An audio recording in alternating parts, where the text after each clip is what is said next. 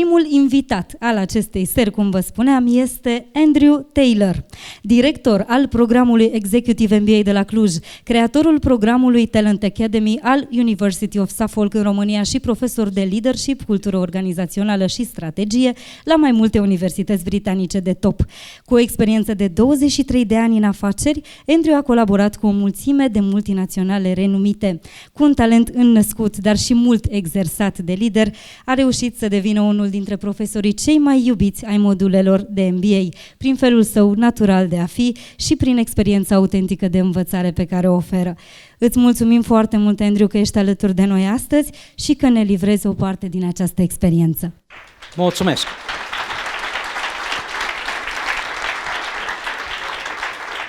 Mulțumesc! În seara aceasta vorbesc numai în română, pentru că nimeni vor să...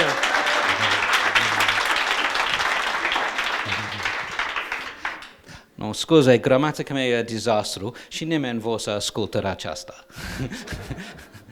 Și dacă permiți, schimbi în engleză și e mult mai bine pentru voi. Okay, so Doro asked me would I say a few words on the topic of HR, and I thought the best thing to talk about this evening would be what does strategic HR mean? And the reason I wanted to talk about this was that it really kind of annoyed me. I've spent the last 27 years working with HR managers, mostly but not entirely in Romania, and I hear every day people talking about strategic HR, but very rarely did what I hear matched what I read when I looked at the literature on strategic HR.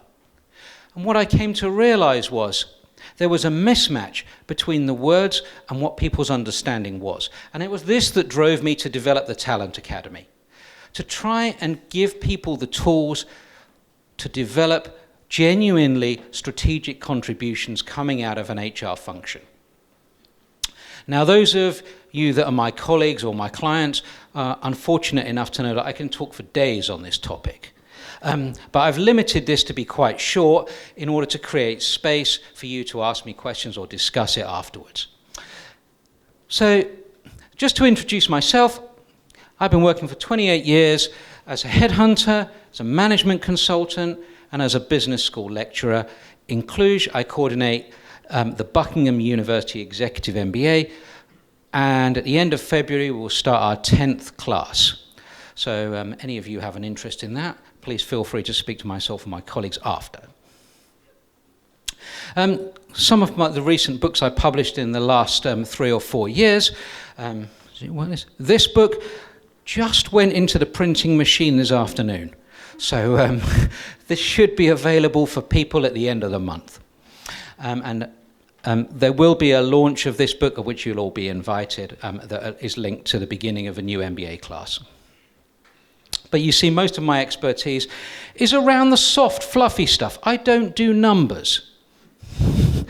So it's all about HR, leadership, and disruptive strategy. So when we think about HR strategy, the key thing we need to think about is how we contextualize this. It doesn't occur in a vacuum, and simply saying that we have a recruitment strategy to retain people is not an HR strategy. To be meaningful, an HR strategy first needs to reference the business strategy. Lots of people in business talk about strategy in a broad sense. Usually, they're confusing strategies with plans, and plans and strategies are not really the same thing at all. A strategy in business is about the question, how do we create value? And in that sense, a plan is about how do we execute the search for that value, and how do we execute a plan to capture more of that value for our organization. And as a result, when we think about HR strategy, what we're really trying to think about is how do we organize the people and the culture of the organization in a consistent way to sustain the business strategy? One of the key questions we need to think about in all of this is, what are the organization's core competencies? And this is a confusing question for HR people because I don't mean core competencies in the sense we normally think about job competencies. I don't mean this in terms of skills. The management writers Prahalad and Hamill famously described core competencies as having three key elements. One is, they're the things that your customers value about you above and beyond your competitors. That's not the same thing as the products or the services you offer. The second thing is, those core competencies have to be defendable. Because if they're not, they don't mean anything strategically. And thirdly, they need to provide access to a variety of different marketplaces. This is key. Without this, it's very difficult to understand how to develop an HR strategy. Let me give you an example. What do you think the core competencies of a company we all know like Apple might be? Any ideas what their core competencies might be? Anybody? Technology? Nope. Developing best user experience. It's sort of related to that. Design. Kind of related to that? Innovation. Not really. That's an outcome. So fundamentally, they have at least two core competencies. One is ease of use. Their products are just childlike. A 5-year-old could use them, and they do. They get you hooked early. All right? And the second one is there's an amazing sense of the aesthetic. Apple products are designed to the highest specification of design. You might love them, you might hate them, but you recognize these are designed to look and feel good. An Apple computer probably costs about twice as much as a Microsoft PC, right, as a Windows machine, and probably 4 times as much as a Chromebook. They all do the same thing. But if you ask anybody who has an Apple device, they'll tell you it kind of isn't the same. And they get out their computer on their desk, very proudly open up, that little Apple symbol lights up, they're happy. Right? Because in many ways, Apple is not a tech company. Apple is really the kind of world's most successful tech design business. And the reason they were able to stop manufacturing computers and get into what they do now is because they realized the way they create value is not by defining quality in terms of manufacturing, but in terms of design and ease of use. And the kind of people that you need to employ to do great design are not the same kind of people you need to do great manufacturing. And trying to do both is really, really hard. So what they did was focus on what matters. And what matters is what creates the most value. And they've kind of been reasonably successful.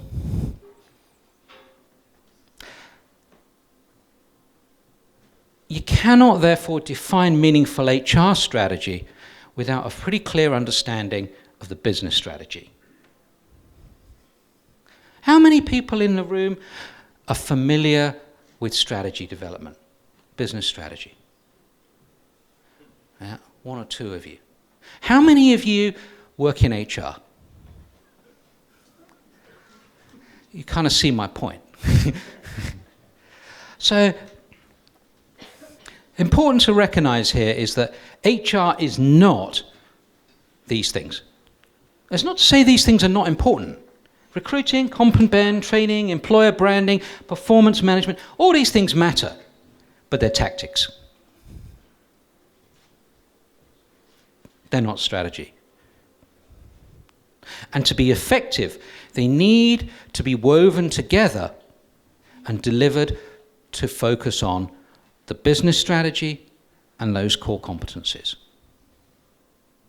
The kind of training you would get in a manufacturing environment is very different from the kind of training you would get to develop people to do fabulous design, right? That's why strategy matters, and that's why HR strategy can be key to delivering and sustaining that business strategy.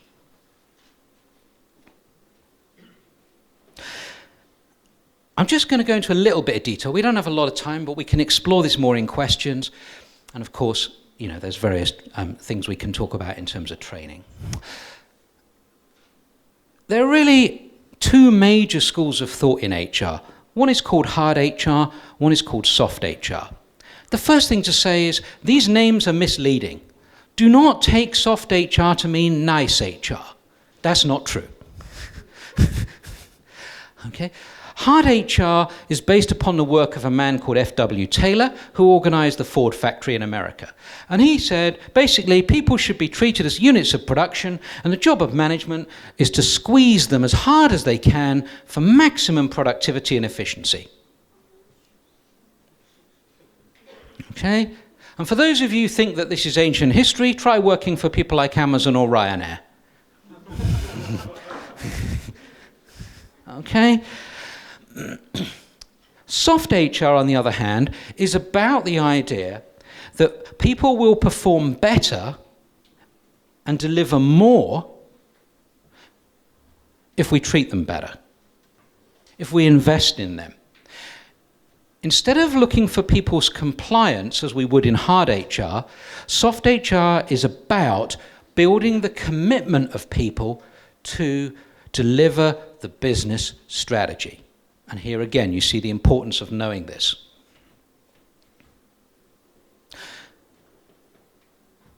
That sounds nice. Let me tell you, it kind of isn't. I'm not saying one is better than the other. It depends what your business strategy is. Companies that focus on cost leadership tend towards hard HR. Think of the supermarkets. Think of the budget airlines. Companies that compete on the basis of quality tend to push towards soft HR. But that commitment is always measurable. They demand a lot from their people in terms of effort and commitment.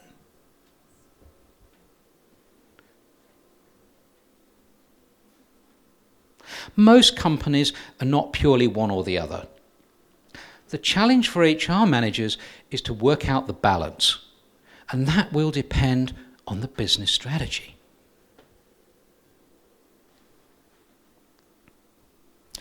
So how do we integrate HR strategy into the business strategy? Well, typically there are three ways of doing this. And now I'm going to need somebody help to do this. Can somebody just come and help me hold the microphone so I can use my arms? I'm not an octopus yet. Doesn't matter who. It's just anybody can grab the mic. Thank you. Thanks very much. There you go. Are you comfortable with me sitting on this side? Yeah, that's good. Thanks. Okay, so this is a bit weird now. If my left arm is the business strategy and my right arm is the HR strategy, what we say in hard HR is that HR is vertically integrated into the business strategy in the sense that HR's job is to support the business strategy. And that's one of the key reasons we talk about HR as a support function. It's based on the underlying assumption of hard HR. Soft HR, on the other hand, is about the idea that we can't deliver the business strategy without an effective people strategy, because commitment is key to driving quality that is the source of value creation. And in this model, if my left arm is the business strategy, my right arm is the HR strategy, we say that HR is horizontally integrated. And then, of course, the third model, which is embodied by some of the tech firms like Apple, is the idea that the people strategy is the business strategy. And if you're a small company that's focused on design, those people that deliver and create that design may well be key and actually critical to delivering that kind of quality. Think about a sports team. There are sometimes sports teams that the key players make all the difference. Wherever quality is absolutely key, that can be the case. And in that case, it may well be legitimate to talk about people as the driver of the business strategy. Okay. Okay, thank you very much.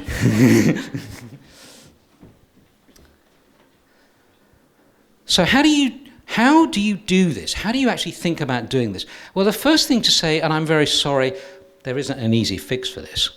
You need to take the time and effort to learn something about theories of strategy. You need to read your Michael Porter, for those of you that have been to business school. You need to read your Henry Mintzberg. Right? You need to know your McKinsey's 7S. All of that stuff. You need to take the time to understand the business strategy of the company you actually work for. And if you go to decision makers and they tell you something that doesn't sound much like strategy, which many of you might find, yeah, you might have to have difficult conversations about whether this is good enough. Then you've got to think to yourself, how do we get this hard, soft balance right? To what extent do we compete on price, quality? How do we get this right? Then we've got to think about the labour market and think, how do we interact with that? What are the right tactical models? How are we going to motivate people? And part of that is it just about money? Is it just about what we do? But part of it is also, do we all have the same motivational needs? Right? Some of us just want as much money as we can get. Right? And there's nothing wrong with that. But that's not true for everybody. Some people want really, I mean, it's ridiculous, really. They want fulfillment. I mean, can you imagine? They actually want to do something meaningful and worthwhile. I mean, really. Right? These needs are different. And only at that point is it serious for us to start talking about operational planning. Too often, where we should get to is where we start. Getting this right makes a dramatic difference to the competitiveness and performance of organizations, teams, and perhaps most importantly for you, fast forwards careers. So strategic HR is about thinking your way forward. It requires knowledge and learning, and it offers the potential to deliver competitive advantage for your company, for your team, and for your career.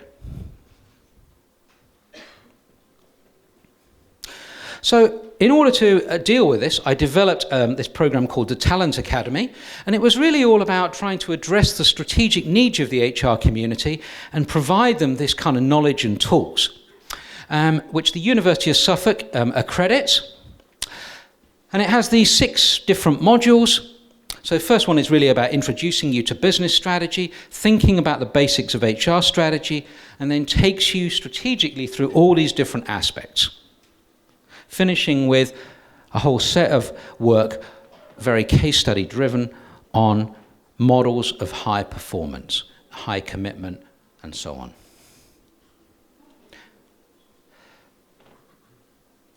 So the University of Suffolk recognises that this is a world-class development programme.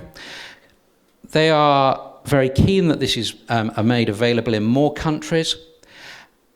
Here you have a few testimonials about it, and a new class for this programme will start in Cluj in April. It comprises these 6 one-day modules delivered 1 per month.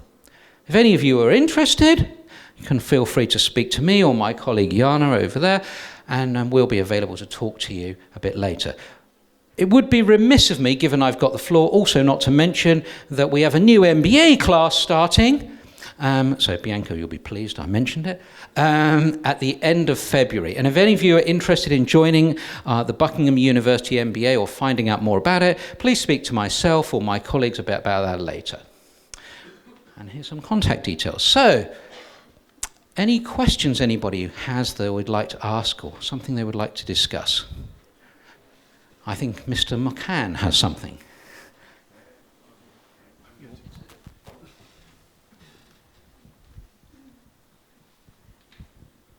So Andy, I've always wanted to ask you this. This is the 10th class in the MBA, so nine cohorts already finished or on the way. Have you observed during this period any changes in the, I don't know, quality of leadership of the organizations those people, especially from the first classes, are coming from? That's a really difficult question. It's naughty. Yeah, I mean, the people in the first class were rubbish. No, I think I don't notice a difference in the quality of the people, but what I do notice is a different level of expectation, in the sense that people increasingly expect companies to give them the opportunity to apply the knowledge that they take in their day-to-day work in a way that I don't think there was that expectation in the past. And part of that is because more people have gone through these kind of programs, so they've got who to talk with and they share a common vocabulary. But I also think it's because as companies in Cluj get more and more engaged in global markets, both the need to think more strategically and the opportunity to use that knowledge is greater. Is that fair?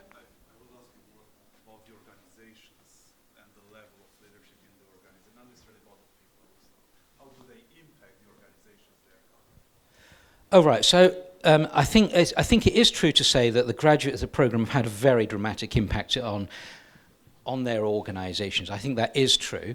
If I look at the organization's approach to things, so I can think of, like, for example, one IT company where a couple of people took part in the program early on.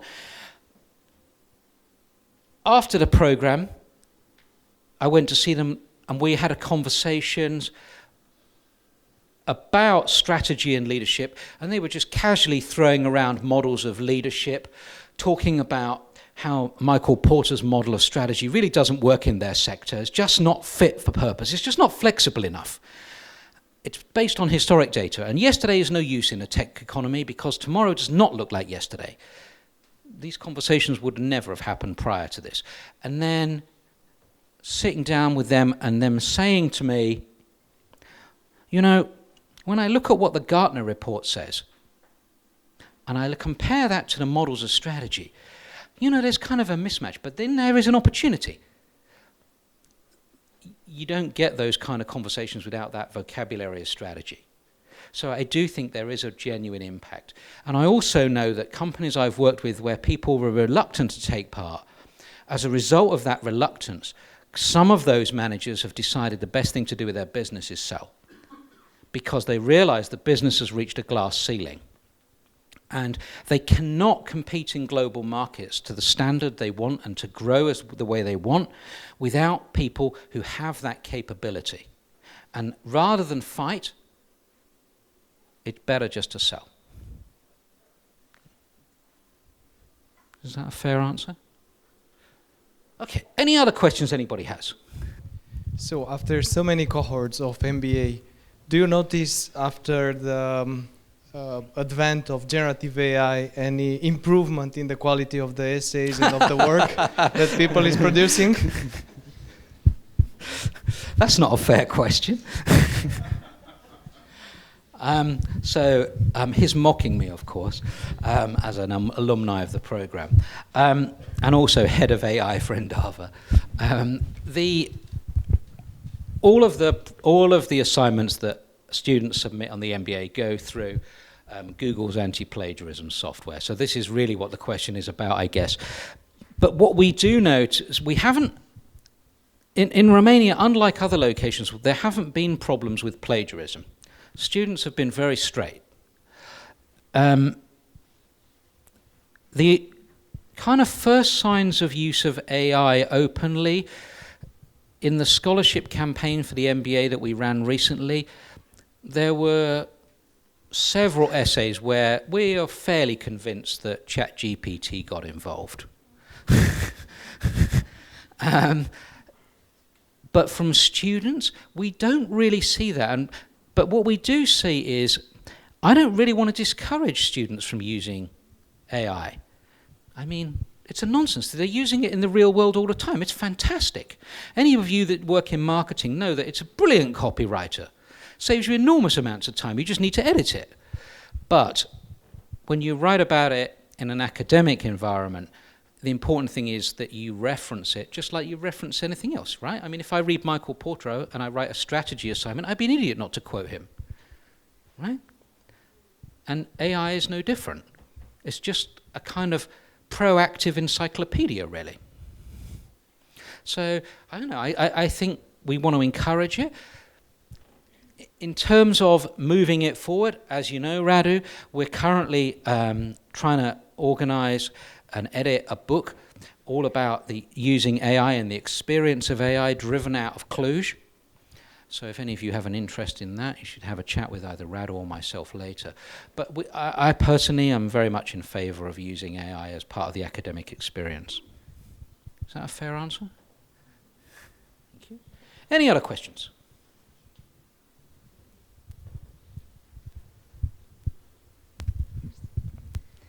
Hello. Hello. Do you have a specific story you can share with us about maybe a company that went from hard HR towards more soft HR? Maybe the impact a change like that had on a real company?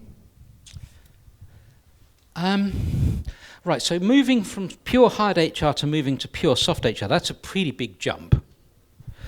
Or towards more of a balance, as you said. I can tell you a war story of where it didn't work and why that matters. Would that be a helpful one? Sure, please. These are when we do the MBA, these are the stories students like, not just of brilliant success, but failure. I used to be, for a while, I was interim HR director of, I don't know how to describe it really, a sort of media technology company. I had about 1,000 people in the Romanian business. And the company was basically run on hard HR lines, even though it involved lots of tech people and lots of statistics people. The management of the company in the US and London described Romania as our factory. And everything was based upon productivity and efficiency. And we unfortunately had a very high staff turnover rate, to the point it reached almost 30% a year. And if you're in a knowledge business, a 30% staff turnover is a real problem. There are only really two ways you can deal with this. One is, you can say, well, you know, we're going to focus on cost leadership. We have to develop a coping strategy to manage high turnover. Or alternatively, you say, well, we have to soften our HR strategy to reduce the turnover rate. And we have to focus a bit more on commitment and a bit less on treating people as units of production.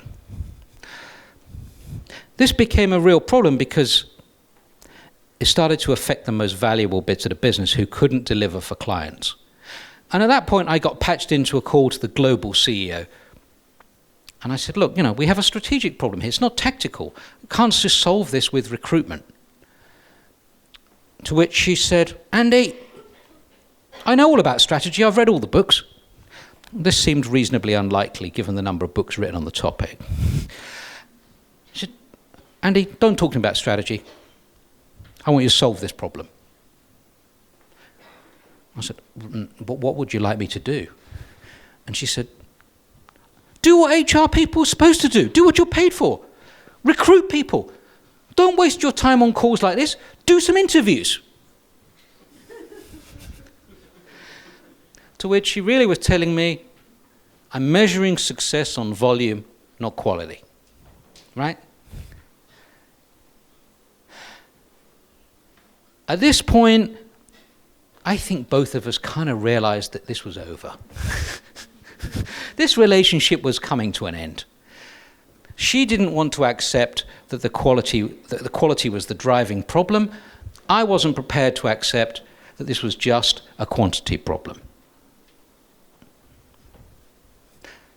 Interestingly, there was a Cluj tech company that pitched a phone app that could do many of the things that their company was doing.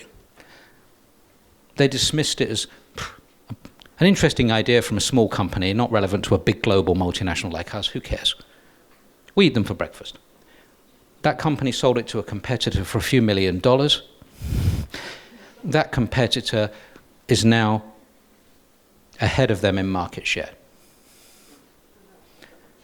That staff turnover rate continues to rise, and the solution to that, as far as the company is concerned, is they've opened a center in India. Indians are prepared to work for less than Romanians. It's a classic hard HR solution. If you look at the tech sector in Romania, the same dilemma is taking place now. The classic arbitrage between the world market price for a coding hour and the cost of labor in Cluj is narrowing. Either companies continue to try and pursue a hard HR solution and move to a cheaper location and close their offices and staff in Romania, or they move up the value chain, in which case they'll need a softer approach to HR. Is that kind of a long answer to a short question okay?